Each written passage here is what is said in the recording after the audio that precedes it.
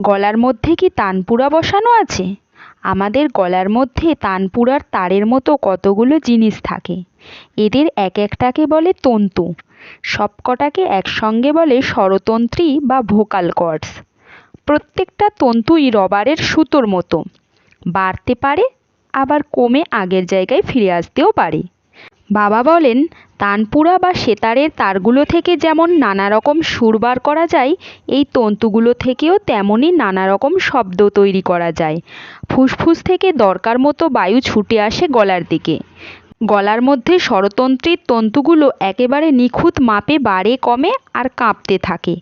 তাদের সঙ্গে তাল মিলিয়ে কাঁপে ফুসফুস থেকে ছুটে আসা বায়ু। সেই বায়ুকে জিভ, ঠোঁট আর দাঁতের সাহায্যে কখনো বা একটু চেপে ধরি, আবার কখনো বা একটু ঠেলে ঠুলে দিই। তৈরি হয় শব্দ, ঠিক যে শব্দটি আমরা সৃষ্টি করতে চাই।